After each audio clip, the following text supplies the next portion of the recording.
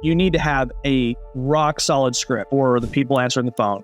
You have to have more than one person that's ready to answer the phone, because if you have one person up front and they're trying to answer the phone, check in, check out, and then answer the assistant's questions, it's gonna be really tough. You have to have the bodies, right? You got to have the bodies if you're going to grow. And then you have to have training. So you have to have the scripting. And that's something we provide for all of our clients. One of the things that most people leave out, you got to have accountability, meaning you have to actually track it. Scripting is just something that allows you to have a consistent conversation so that you know what to expect and where you want to go. Otherwise, you sound stupid. Welcome back to another episode of Dental Marketing Go. I'm your host, Gary Bird. I'm the founder of SMC National, where we help you level the playing field against the big guys out there so you can grow the way that you want. And today, I have one of our clients, Dr. Ericksen, who is in Utah, and he competes at a whole nother level. When I first met Dr. Ericksen, you're going to hear the beginning of his journey and how he has grown into a super GP office doing over $500,000 a month in collections now. And you're going to be blown away by this. It's a really, really amazing story and journey, and just a great opportunity for us to be able to partner with somebody like this, because him and his team and his wife do an amazing job. You're going to want to stay tuned for this one. We are live, and I'm excited about this one. I've known Dr. Ericksen for many, many, many years, and Dr. Ericksen and his wife, amazing people, amazing leaders, dentists, and I've been working with them for years. But what I've been most impressed with is that when I first met them, first of all, they're in Utah, and they're in a very, very, very, very, very, very, very, very competitive market in Utah. So there's dentists everywhere. People say Florida is competitive, and it is. California is competitive, and it is. Phoenix is competitive, and it is. Utah is one of the most competitive markets because of how many dentists are crammed into one place. And you guys, I remember when we first met, we sat down in a hall. We were at a conference somewhere. You've probably noticed this before, but this podcast is unsponsored. What that means is we don't get paid to do it, but we want to bring you the best information possible. So how do we make sure that this content stays on the air? We need you to like and subscribe. Wherever you're at, whatever you're listening on, just give us a thumbs up or subscribe, and that helps us out so much. I know that you probably haven't done it, so I'm just going to sit here and wait until you do. 95% of our listeners have not subscribed to our podcast. So go ahead and do it now. Don't make this awkward. All right, good. Back to the show. And we sat down in the hall, and he said, look, Gary, I have $1,000 a month that we're spending on marketing right now. What can we do with it, and can we grow? And this is a common conversation. I mean, I talk to people all the time. And you guys now just had one of your best months ever. And we're going to talk about it. It was your fourth best new patient month ever in the history of the office. You had 164 new patients. So back then you were probably 10, 12 new patients, maybe 15. Okay. So you're spending $1,000 on marketing, getting 15. You're at 164 new patients. And people, I already know what dentists think when they hear that. They go, yeah, but these people are just coming in and they're going out. No. They had an average ROI of 400%. From those patients. That means almost everybody's getting some kind of treatment.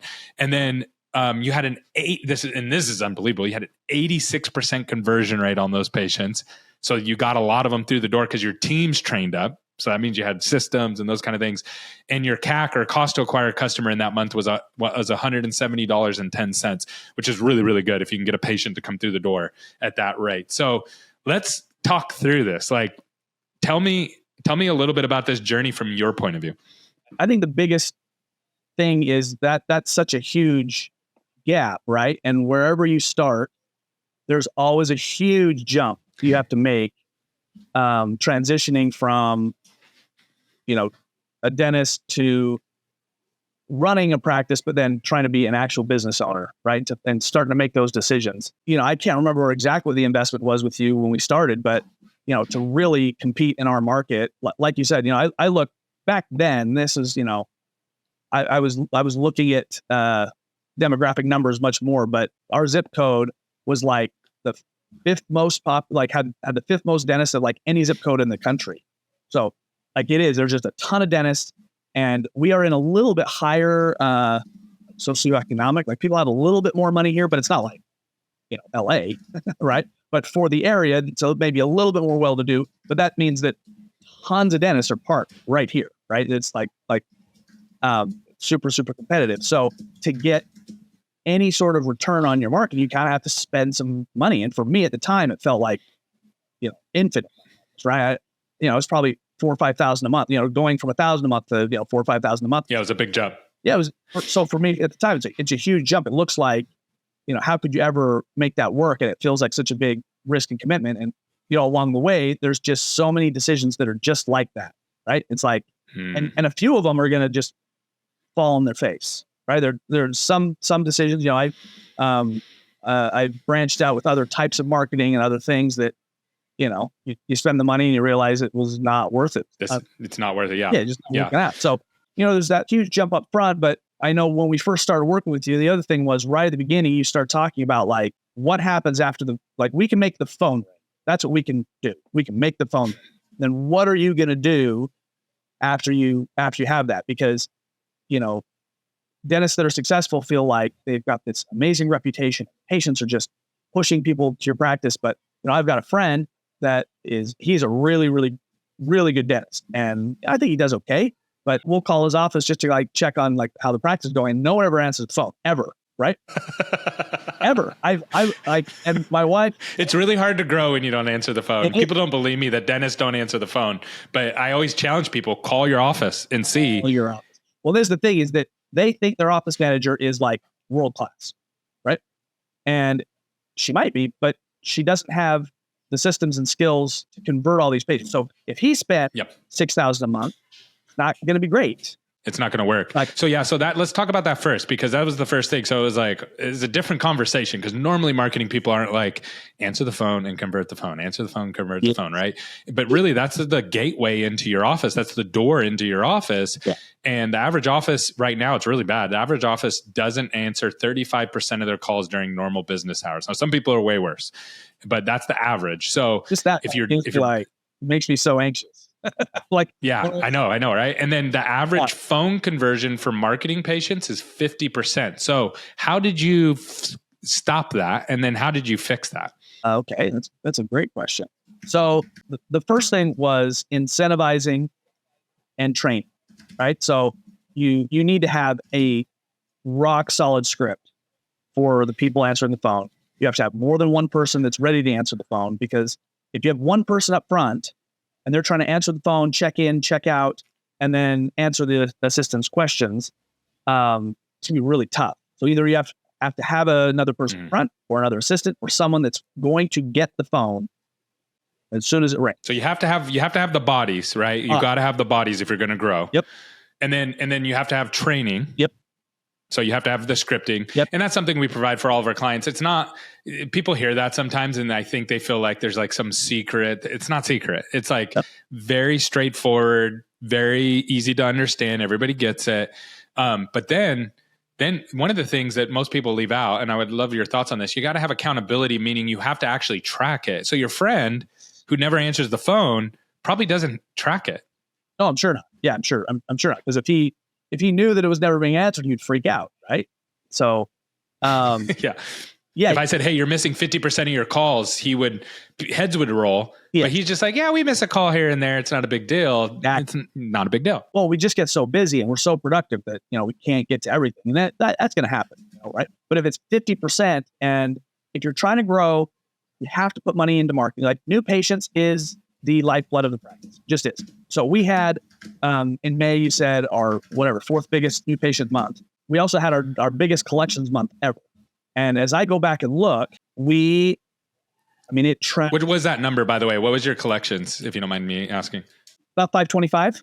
That's round. I can't remember exactly, but it was something like that in that ballpark. 5, and we did 510 or 515 a little while ago. I know. So it was somewhere in there, 525 probably. There's 4 doctors. So, the ROI on those new patients is really strong as well, right? We've made that really work. But as we go back and look, it really tracks, right? As your new patients go up, your production collections will kind of follow that. And, we have gotten, so our production has gone up higher than the new patients, but it's still, that is kind of the lifeblood that is going to show your trend of your practice. So you've got to have that investment. So going back to the scripting idea, scripting is just something that allows you to have a consistent conversation. so that you know what to expect and where you want to go. Otherwise, you sound stupid. And if you've ever had your calls recorded and you have to listen to them, or in our office, so I've got 3 associates, and we were talking about like, how do we be consistent with our treatment planning? We had one of our hygienists randomly record all 4 doctors, including myself. And it's not great to listen to yourself sometimes, because I have very great numbers. I convert a lot of patients. I sell a lot of big cases. I had to listen to that call, not call, that recording. Yeah, the recording of a new patient.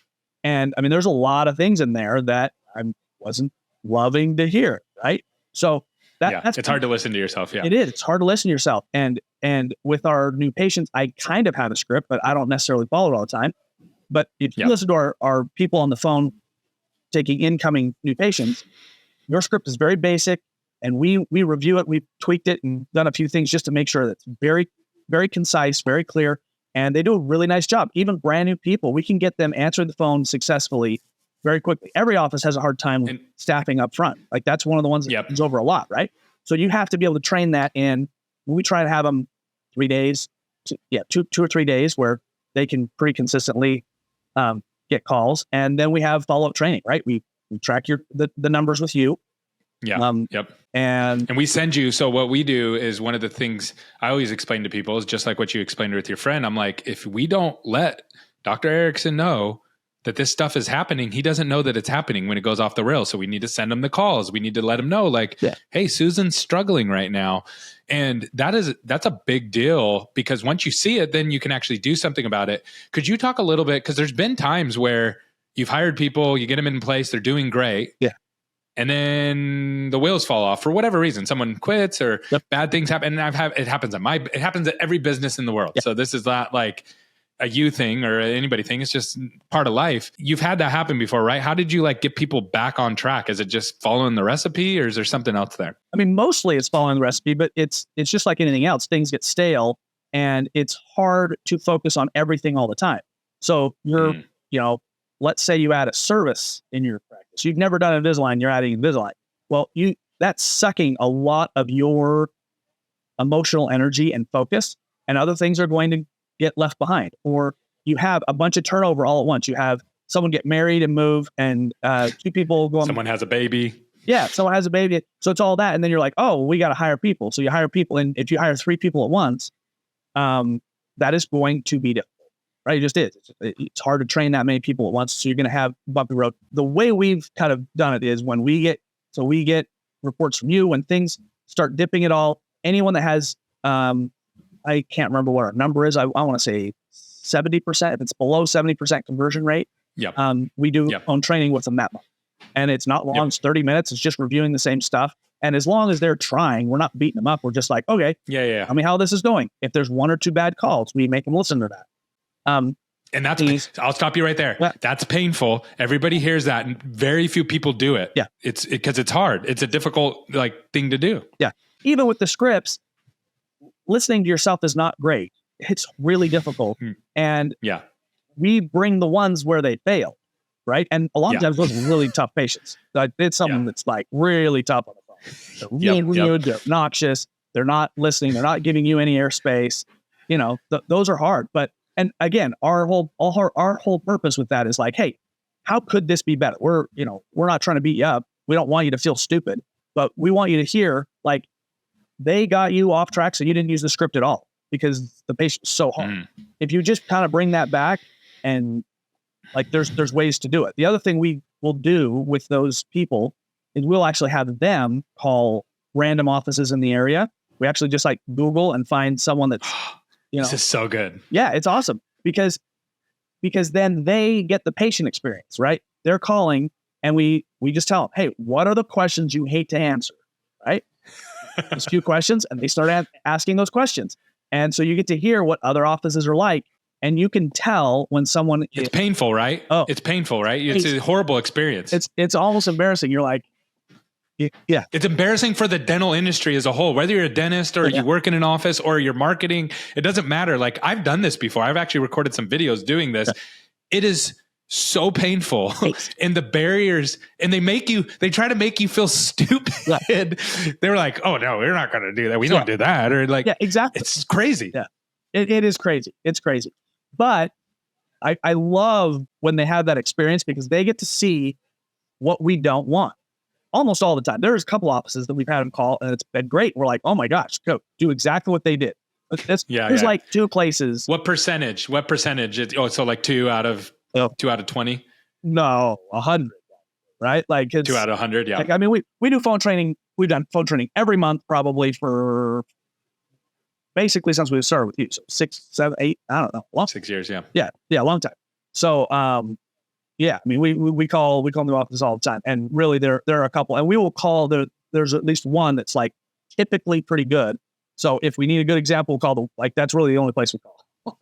Yeah. Or else. Okay. So another question. So something that doctors really, really hate, and I've posted about this on Facebook and I've gotten like literally hundreds of comments. So I was like, would you ever do a discounted like cleaning, or would you ever do a discounted exam and x-ray or a consultation? And doctors are like, no, it makes us cheap. Yeah. All right. So here's the thing that one of the conversations that I want to have with you, because I believe there's like a preconceived notion from dentists. And I've posted about this on Facebook and I get so many angry comments in these dental groups about this, is that would you ever do like a new patient offer, like a discounted cleaning or exam and x-ray for, $59 or something like that? And dentists hate it because and I understand why. They go to college, they get all this training, they're professionals, and then now they're doing like a coupon. That's how they view it.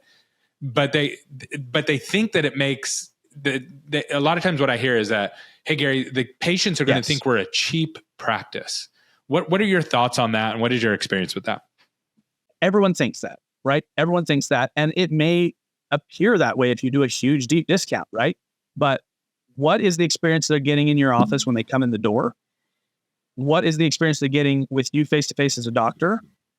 And then, like, the way I had to look at it when we started looking at deep discounts was like, how do patients respond when they see your treatment plan that's not necessarily discounted? Yeah, right. Which because your prices aren't the cheapest in the world, right? Like the cleanings might be discounted, or the exam and x-ray might be discounted, but not your other services. The one thing we've found that is completely counterintuitive, and I don't even understand how it works either. But so we do a $29 new patient exam, cleaning, x-rays. Someone's going to have an absolute... Yeah, people are going to have heart attacks and like stab, like blood out of the eyes and the ears. Yes. Yeah. And what's funny is that's so cheap that even other people that are like kind of cheap offices trying to keep up with us, they won't even quite go there. Yeah. They'll go to 39 or whatever, but they won't. Like 29 looks ridiculous, right? And honestly, so I built a new office in 2017, and we did a really nice job. It looks really nice. We've got 20 ops, big, beautiful office. So when people come in, by the time they get there, they're not necessarily thinking they're going to get the cheapest. At least that's my assumption, because people say yes. Yeah. The other thing is of all those new patients, you said it was like 165 new patients or whatever. I'll bet we did like 20 of those $29 specials, because so many people have insurance anyway. Yeah, they don't care. Right? Yeah. And when they see the $29, I don't know if that's part of why they choose us. No, or because it gets you the first shot. It gets you the first call. And this is the psychology behind it's pretty simple. It's like an oil change. So, and I always use this on dentists, because dentists don't like overpaying for oil changes, even when they have nice cars, right? And so when you get an oil change, when your car isn't working properly or something's broken on your car, you have no idea what it costs. Like no idea what a radiator, 4 new tires. I'm shocked sometimes my tires, I got to get them changed. And I'm like, how much are they? Yeah. You know what I mean? Yeah. But the only reason that the mechanic gets an opportunity to sell me new tires is because I came in for a $49 oil change. Yes. And they don't make money on the $49 oil change. So so what you're doing is you're signaling we're a reasonably priced practice. Yeah. And they just assume all of your other prices are in line with that, when in reality, it's not true. Yes. Well, and when we started, it was probably easier for me than maybe some people, because I was a small practice and super competitive market, and everyone was like, oh, you can't stay here, got to move somewhere else, blah, blah, blah. Yeah. Like, well, my wife said we're not moving, so I got I don't care. $29 free cleaning. I don't know what I have to do, but people have to get the door tomorrow, right? Yeah. At this point, I know it works, and so we've continued to do it. We've talked about, dropping it, but it just doesn't make any sense because it does drive people to your practice, and so many of them see the $29. They call. They're like, "Oh, I'm here. I want to make an appointment for that $29 cleaning." They're like, "Do you have insurance?" They're like, "Oh yeah." They're like, "Well, it'll probably be $0 for you because out of pocket for you, probably be $0, right?" And so a lot of those people are insurance patients that don't end up doing that anyway. And at when I first started with you, again, like I was so nervous, we were doing deep discounts on work and whatever I needed to do. Yeah, you were just surviving. Yeah, just surviving. Whatever I needed to do, get work done. But I mean, we haven't done that in 5, 6, 7 years at all, right? So we, and you're still going to get people that come in on a $29 special, just want a cheap cleaning and leave, and you're going to get that, and you're going to lose money. But seriously, how much money do you lose on? Like, it's like, $30 or something. $100. Yeah. Is that worth? Yeah. But so $100 on labor. Yeah. And they leave and they might not come back. But how many people came in and accepted treatment, or how many people came in and didn't even use it in the insurance? So that's a whole nother conversation. But the whole thing is you have to have that new patient flow in order to have a growing practice. Yes. It just doesn't work otherwise. So, and seriously, when I tell people in the area, like my new patient numbers, we just changed to a different supplier, and they want to meet with me and talk to me about my practice or whatever. And they about had a heart attack when I told them we average, 140 to 150 new patients a month. They're like, well, that can't be right. I was like, I will show you the numbers, right? I'll show you how it works. Yeah. Who do you think we're putting in these 20 ops, right? Yeah. So, you got to have. Yeah. So another conversation around this this one is not as controversial, but I think it just gets ignored, is Google reviews. So one of the things to get people to recognize you is you have an aggressive, offer. And the other thing is have high Google reviews. And I know you guys, you're just like a pit bull about this. And again, I think you have to be, because you're in a market where everybody else is a pit bull about it, right? So how do you kind of think through Google reviews and how do you tackle that? Well, again, I know you and I have had the conversation many times about your clinical skills do not really correlate to your success running your practice, right? And so, again, if you're a great clinician, you've taken all the CE, you can do everything, right? And your outcomes are perfect and beautiful. And how many people actually know that? Patients don't know that. No. Yeah. Even the patients you did the work on, they expect that it's perfect, right? If they've only experienced you, they haven't gone to, I don't know. Whoever. Yeah. Bad dentist down the street. Bad dentist down the street. Right. Yeah. And, so they're just expecting that. And some of them will tell their friends and family, whatever. And some of them might naturally leave you a Google review, but you're not going to get very many. And again, when you go shopping for something, what are the first few things you look at? Everyone, dentists included, you look at reviews, right? And if you pull us up on like Search Dentist or whatever, I don't know if we're number one. You have 1,400, almost 1,400 reviews, 1,372. Yeah. So that's a lot of people. And, right down the street from me, this office put up a big, they got one of those digital signs that's reading out front. It's like, look at us. We've got 450 Google reviews, right? People can't be wrong. You start looking online and you see our practice, and it's just people are like, whoa, I might as well. And so what people don't understand about this is that they're actually marketing for you. So when somebody sees their Google reviews, they go, oh, that is true. 450 people can't be wrong. Let's go online and look. And when they do that Google search and then your ad pops up because they search them by name or they look around a little bit and then they go, well, if 400 people can't be wrong, then 1,400 people definitely can't be wrong, right? Yes. Who would you, if I said, hey, Dr. Ericksen, you want to go to a nice sushi restaurant and you were like, I don't know if there's good sushi in there. Let me go on Google or Yelp. And you had the 1,400 review one and you had the 400 review one. Which one are you picking? Like it's simple. Yeah. And it's not, you don't even think about it. You're just like, oh, well, that's what we go up to. Right.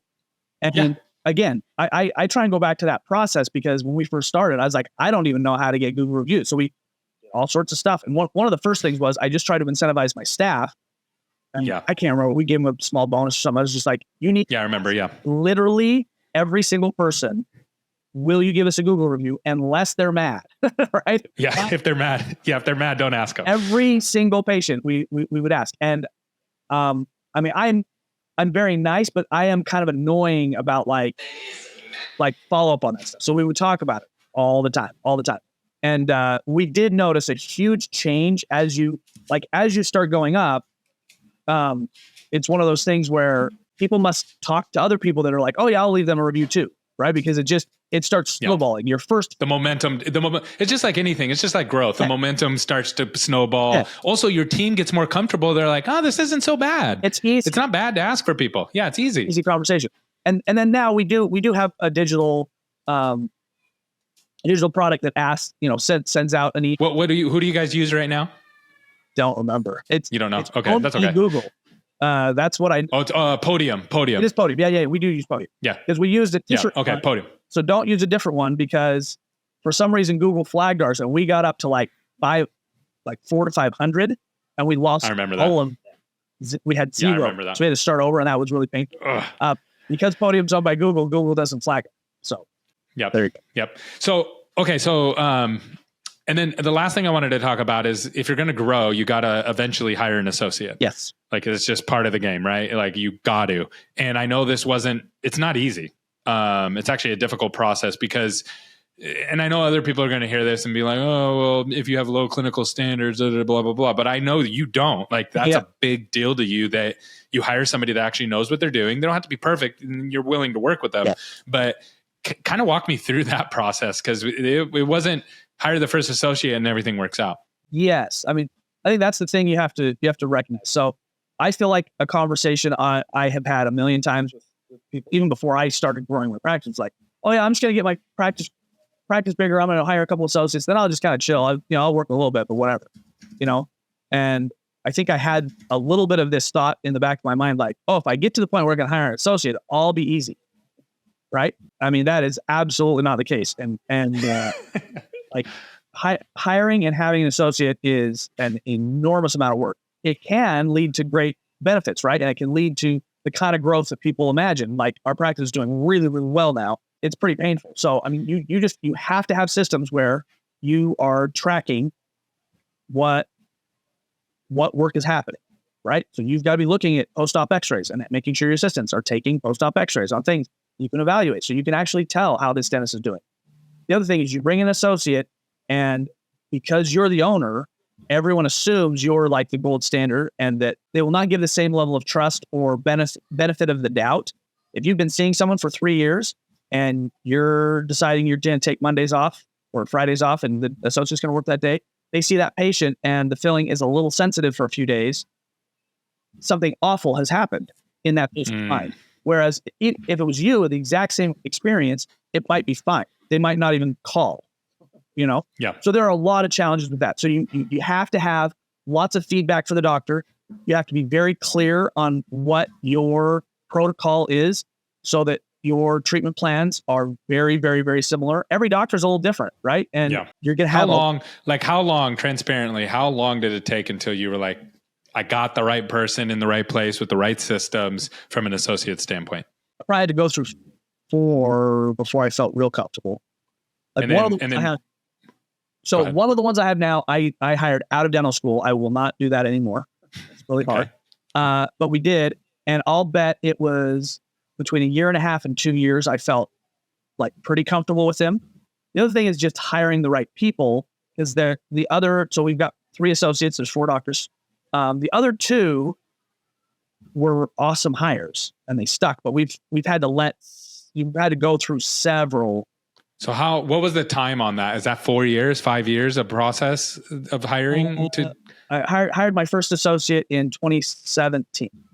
Okay. Yeah. So 7 years. So, and it's about a year per person, right? Like it's like it takes a while to find them. It takes a while to get them in because they're usually in like some kind of contract. Then it takes a while to figure them out and figure out, oh, this isn't a good fit. Like that's a whole process. Yep. And then you're starting over and it can be, at least for me, at a couple of points in there, it was pretty like demoralizing. I remember. invested in this big facility and like, I can't use 12 suites, right? We started with 12 and then we just expanded to 20. I kind of felt like, how am I going to make that work? And so, you do have to have some idea of what your expectation is and when you're going to cut the cord on things. And I tried to be, at 6 months was kind of our evaluation point on doctors, because they need a lot of time to get, used to your systems, your office, and have both of you kind of get on the same page. But at 6 months, if it's just not working, you got to move on. I had one guy that was there a long, long time, and he had some real personal struggles that started impacting his work. And so we had to let him go and find someone else. But I would say that the two that we've hired most recently, I knew in a month that they were great. It did not take me. Okay. So that's a rule, everybody. I want you guys to catch that. That's a rule. And I've heard this in other places. Almost instantly when you have an amazing team member. You think of every amazing team member you've ever had. You almost know instantly. And if you don't get that feeling instantly, you probably don't have an amazing team member. Would that be a fair rule? Yes. They might work. They might stay. They might, they might fill your role, but they're not going to, very, very few people in my office have been amazing after a year when they weren't great. We got a couple of them, and doctors in particular. I mean, both of those two is like just so apparent. It was like, oh my gosh, we did this right. Yeah. And your anxiety, your work level, like everything is so much better very quickly. And you're like, oh, why didn't I let that other? This is great. Yeah. There's a couple of them. I mean, it was literally like every day was like you're stressing about something with that doctor. Yeah. And you get the other one in there, the right person, and pretty smooth. That's so good.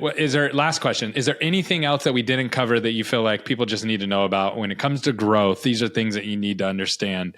I covered the topics that are the ones that I'm constantly battling, but I would love to hear from your point of view if there's anything else that we forgot to cover. I mean, the biggest thing for me, so there is a huge difference in the skills that you need to run a business and run a successful practice versus being a dentist. And basically everyone I talk to thinks they are great at running a business, right? But their practice isn't growing. They complain about the market. They complain about the cheap patients. Our area is very conservative. So people are, cheap's probably the right word. It probably is, right? So like there are lots of things, there are always external things that you can complain about, right? But you have to realize that it's a completely different skill set. And so you may have to go find that. So I have always had a good consultant from the day I graduated school because I wanted to figure out how to do this. And I knew I didn't know how, right? So, and you have to be willing to make a bunch of changes and do things differently if you're going to grow. What you do right now, imagine wherever your practice is today. Let's say you're $1 million practice. Imagine what a $2 million practice is. You have to realize that there are totally different. Like the challenges you deal with are totally different. The tolerances you're going to have for certain things are going to be very different. The office manager you have that you think is perfect and wonderful and great at everything, she may not have the skills to run a $2 million office, right? That was the thing I found. It like as I grew like that, it was like there were a ton of people in my office that were not going to be good enough for the next level. And so either they have to have a different role or you have to find someone else and move on. And those are challenging things. But the first person that has to realize that is the doctor. The doctor has to realize what you are probably maximizing your leadership capacity in your office currently. And if you don't have different skills, you're not going to grow. And you might not even know what those are. So you have to have someone that can help identify that stuff for you from the outside. Man, I know you're busy. You got lots of stuff going on. You got a big practice, big family. So thank you so much for coming on today and just having this conversation. And most importantly, what I appreciate about you, Dr. Ericksen, you're willing to be honest. We had this conversation before I hit record was I see all this stuff and it's like, yeah, I grew. I'm a huge practice now and everything's really great. And we see this at the conferences and it's encouraging, but it's also discouraging to be like, wait, it's just like that easy. And it's not, right? Like it's not that easy. It's really, really hard. Yeah, exactly. So thank you so much. I really appreciate you coming on. Anytime. Thanks, Jerry.